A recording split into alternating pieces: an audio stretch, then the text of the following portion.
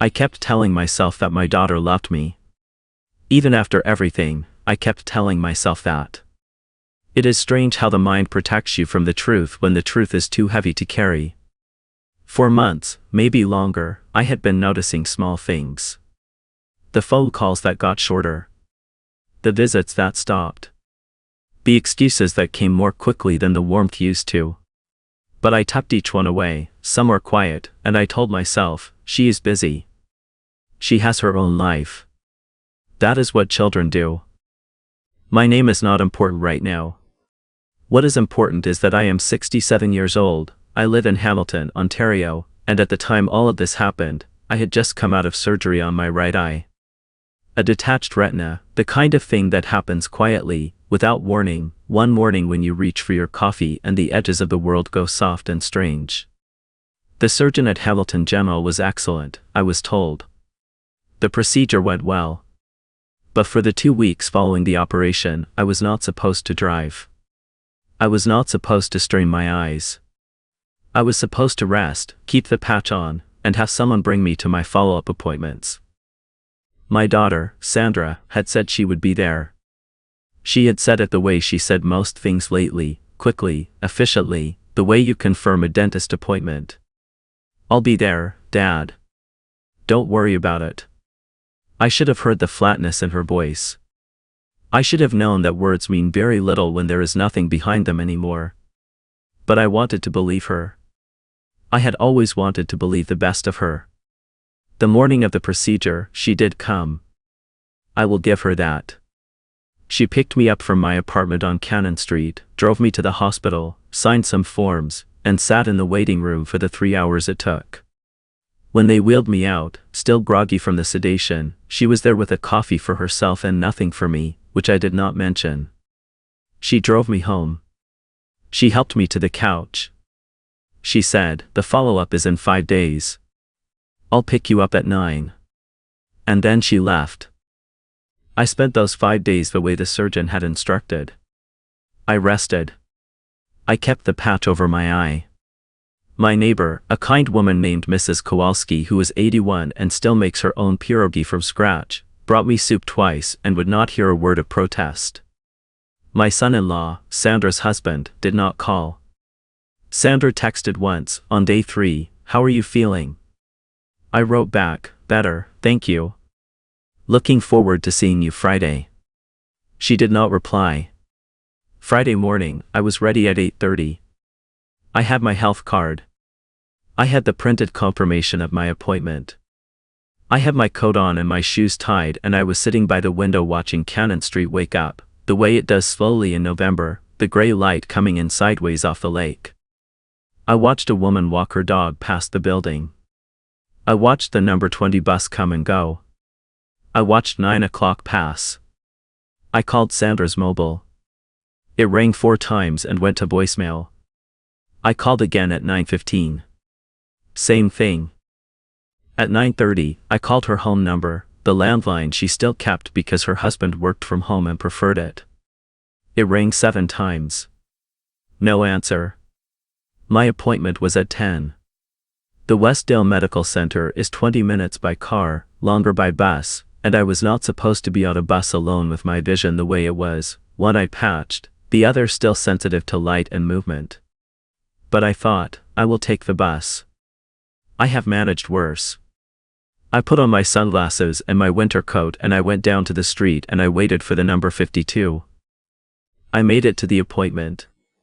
I sat in the examination room and the surgeon looked at my eye and told me the healing was going well and I nodded and said thank you and I did not mention that I had come alone on the bus, that my daughter had not answered her phone, that I did not know how I was going to get home.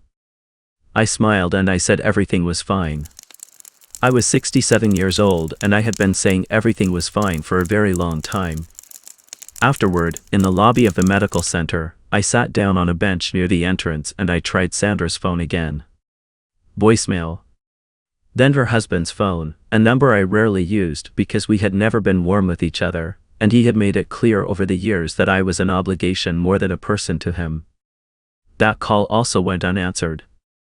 The lobby was busy with the midday traffic of a medical building, people and coach checking in at desks, nurses with clipboards moving quickly, the smell of antiseptic and old carpet.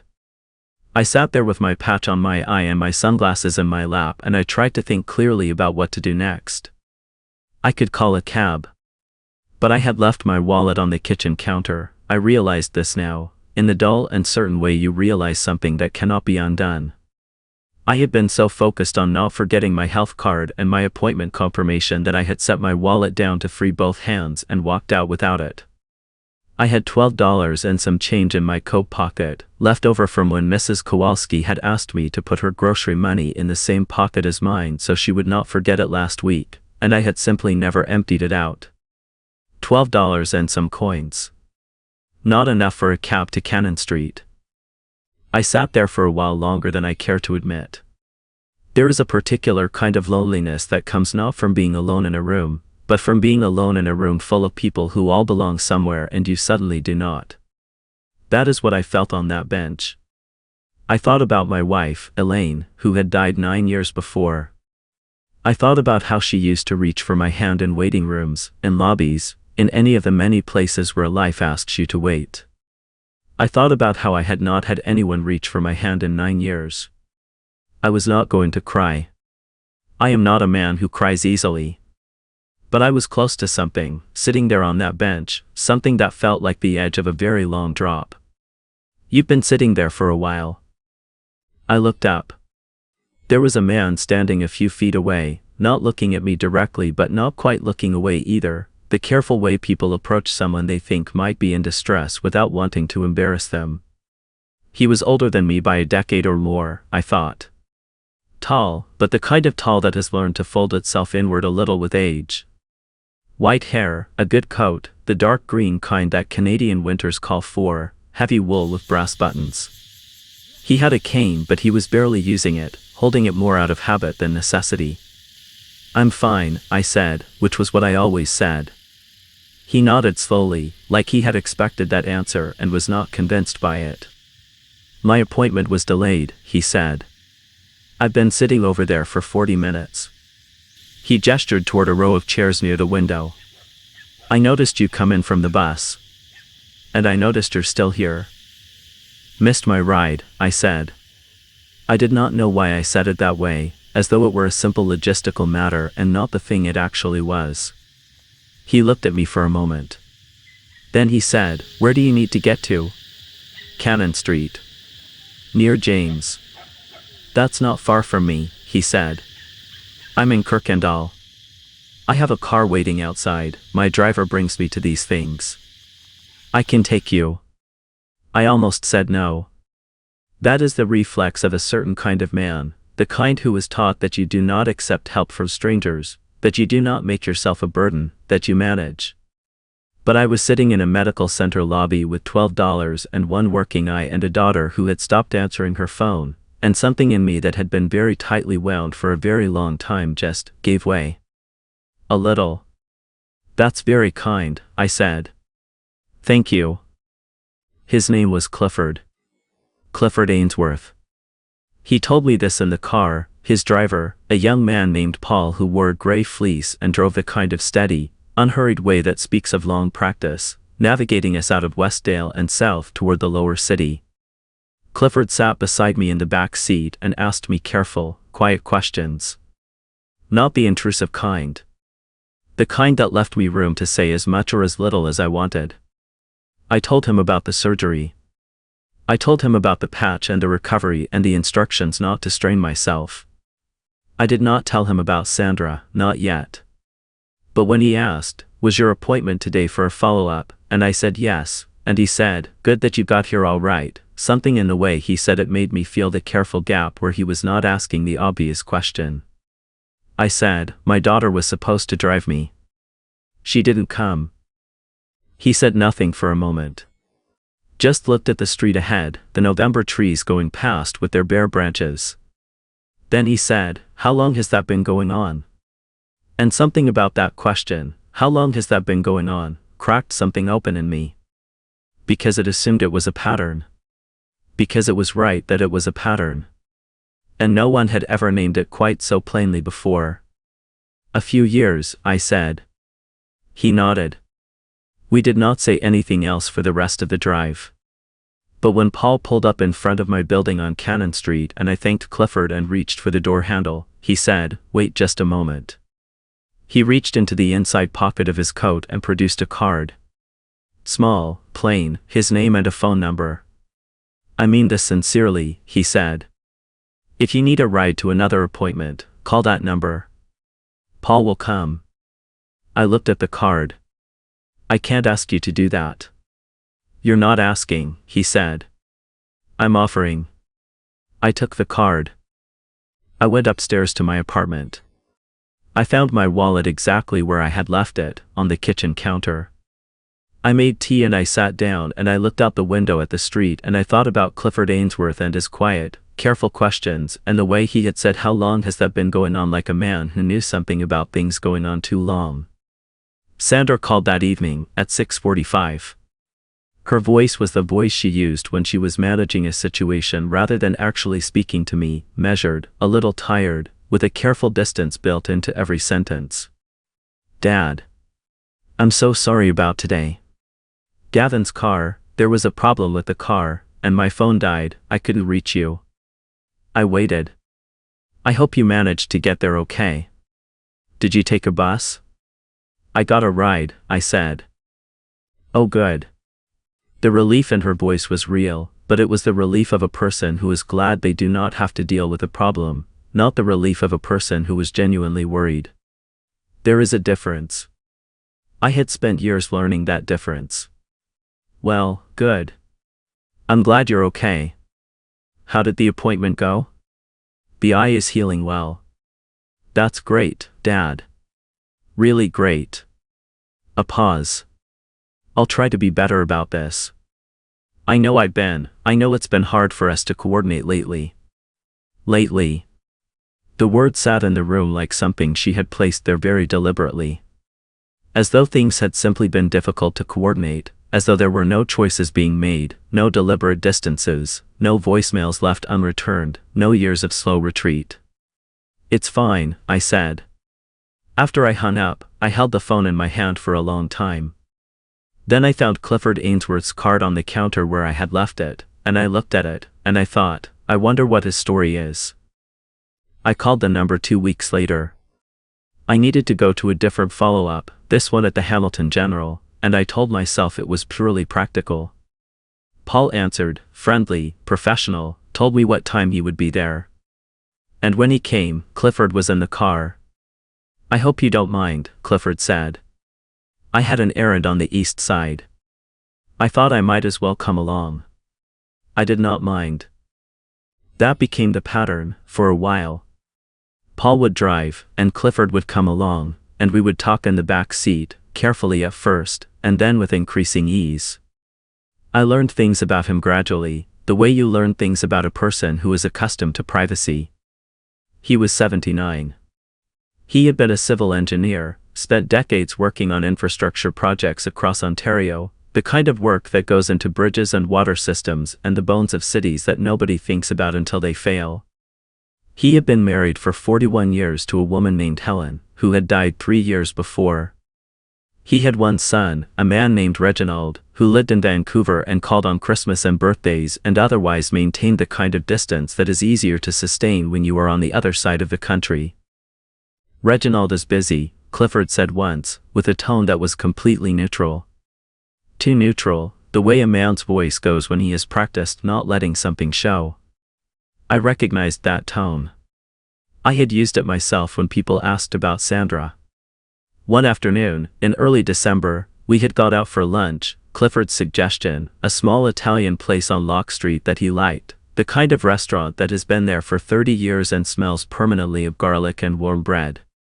We had been talking for nearly 2 hours, the kind of conversation that moves easily from one thing to another without any particular destination, and Clifford said something that I have thought about many times since. He said, "I want to ask you something. And I want you to know that you can say no and it will not change anything between us." I set down my coffee. "I'll be there," I said. And I was. There were 3 meetings with his estate lawyer, a brisk and thorough woman named Ms. Tran who worked out of an office in Dundas. Clifford had me introduced simply as a friend, his word. I sat in a leather chair to his left and I listened, and occasionally I asked questions that Clifford seemed relieved someone had asked, and I watched him make decisions about his estate with the quiet seriousness of a man who had thought carefully about what he actually valued and was not going to pretend otherwise. His house in Kirkendall, a beautiful old brick Victorian on a quiet street, he was leaving to a land trust that would preserve its character and make it available as an affordable residence for a working artist or writer. A significant portion of his estate was going to Engineers Without Borders Canada, an organization he had been quietly supporting for decades. A smaller amount was designated for the Hamilton Community Foundation, to be directed toward youth literacy programs. Reginald would receive a portion, a fair portion, Clifford said carefully, but not the majority. He does not need it, Clifford said. He has made a good life. I am proud of him for that. But there are things this money can do that are more important than adding to a comfortable life that is already comfortable. Ms. Tran was professional and said nothing either way. I said nothing either. But I thought, this is a man who has decided, very clearly, what his life meant and what he wants to carry forward from it. I drove myself to those meetings. My eye had healed fully by then, the patch long gone, my sight back to what it had been before. It was good to drive again. To have that small, ordinary freedom returned. Christmas came and went quietly. Clifford and I had dinner together on Christmas Eve. He cooked, which surprised me. He was a careful, methodical cook, the way engineers often are, precise about timing and quantities, deeply satisfied when something worked the way it was supposed to. We had roast chicken and roasted root vegetables and a bottle of Ontario Red that he had been saving for some occasion or other and could not remember why. We talked about our wives. About Elaine and Helen, their particular ways of being in the world, their voices, the specific things that were different about a room when they were in it versus when they were not. We did not pretend that grief was anything other than what it was. But we did not let it be the whole of the evening, either. Sandra called on Christmas Day.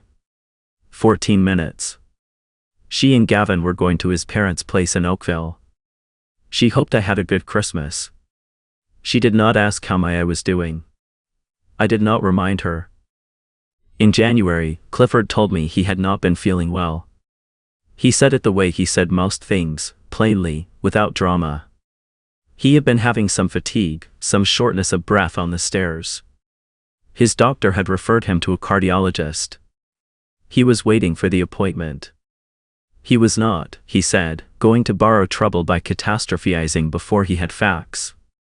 I drove him to the cardiologist. And then to the follow-up.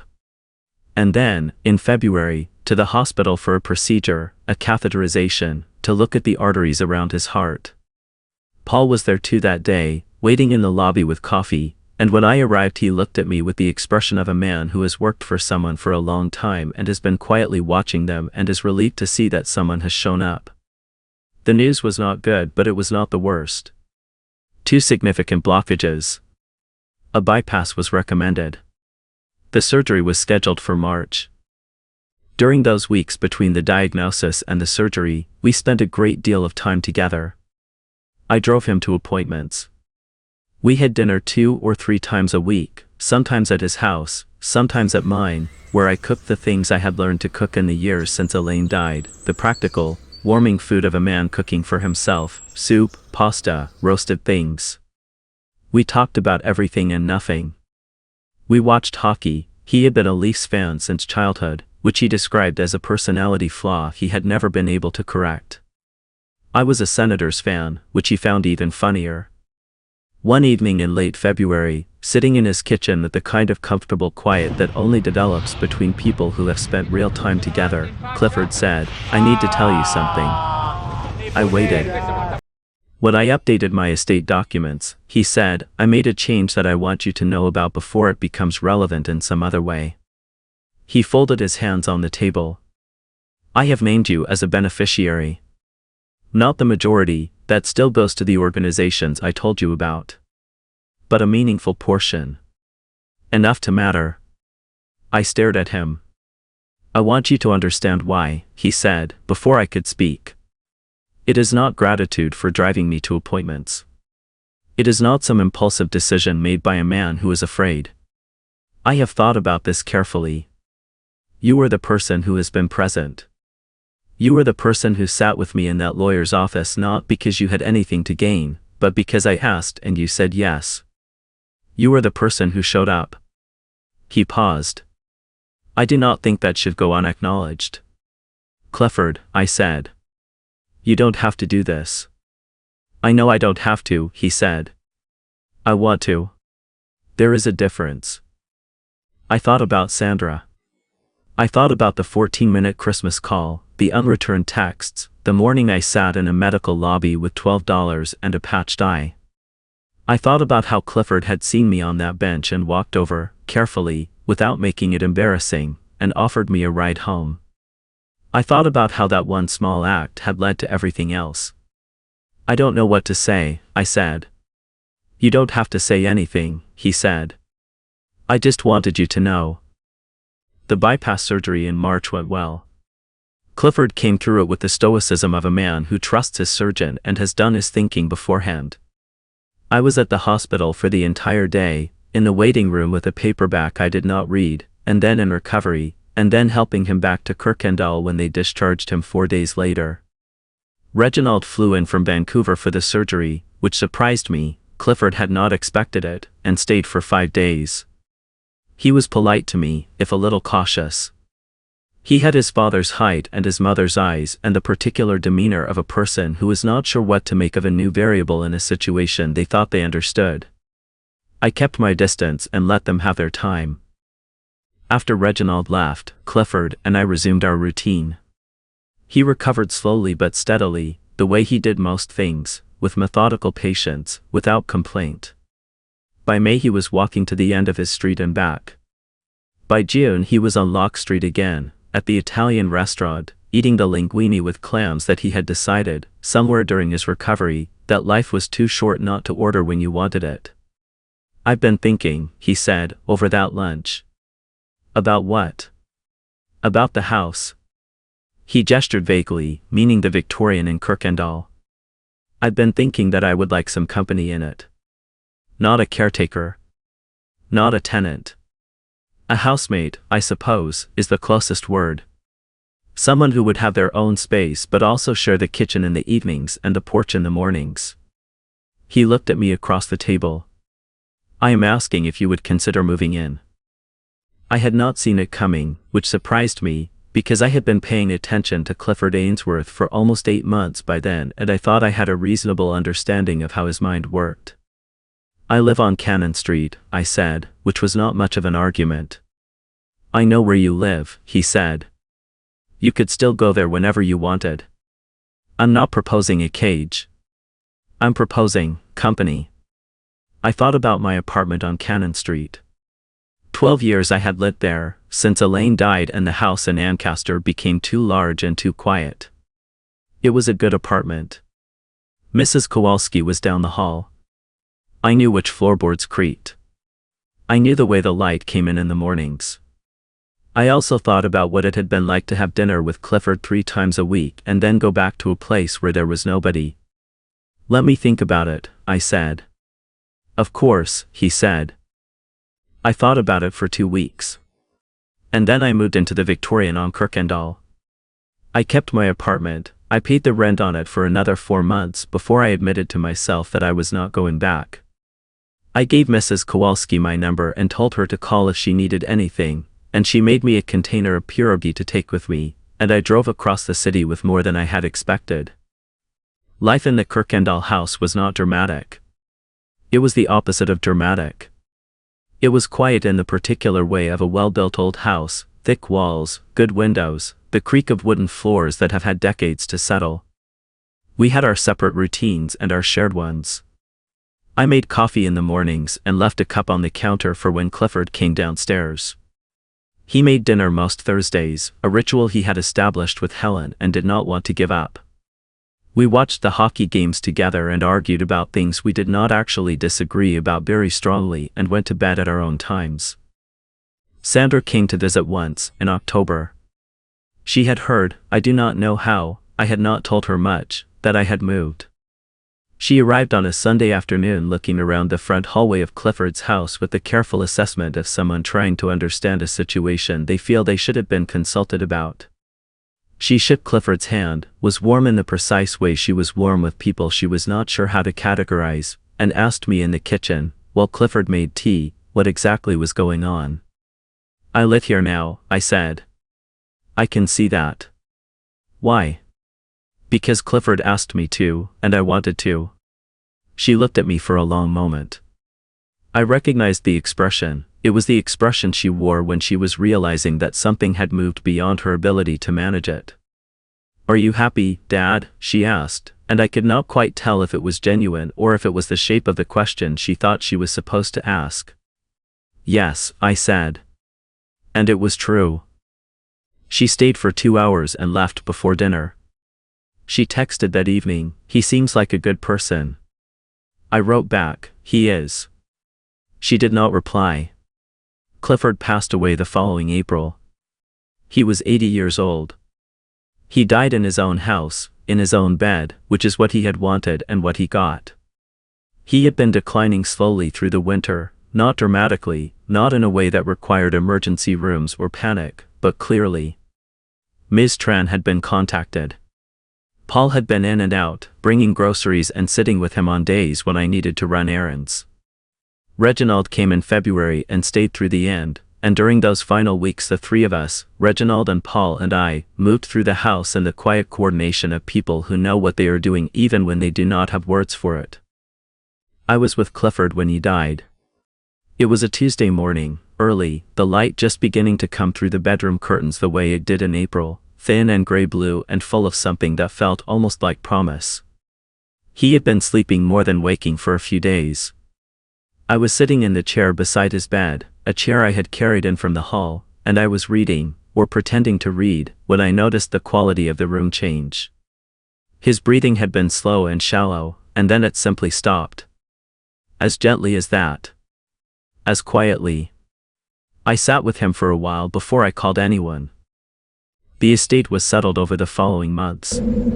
Reginald was not surprised by the terms. Clifford had told him, I learned later, that he had updated the documents and why.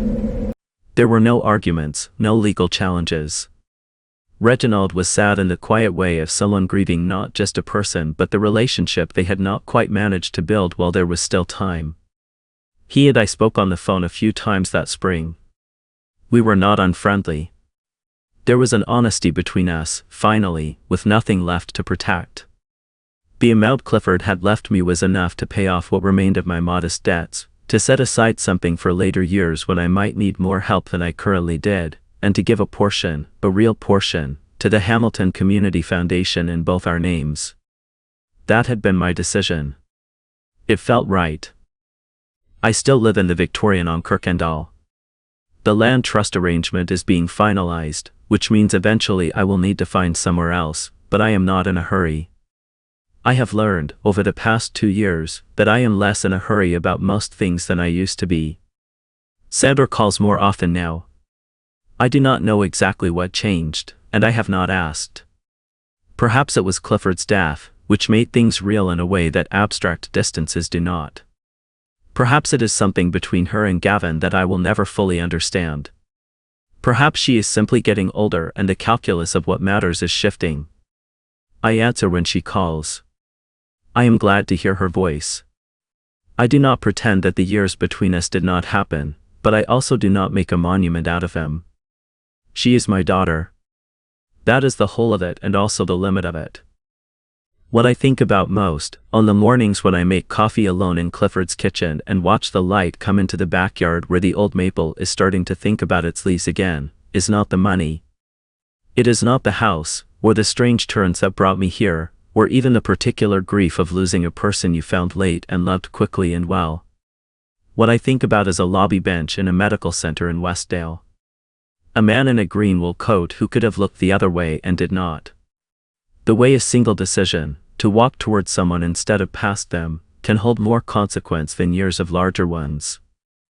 I keep a photo of Clifford on the bookshelf in the study.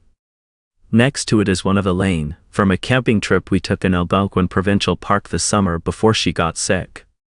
They never met. But they share a shelf, and when the morning light comes in at a certain angle, both of their faces are caught in it at the same time, and I think, I have been lucky. In spite of everything, I have been genuinely lucky. I do not take that lightly. Not for a single morning.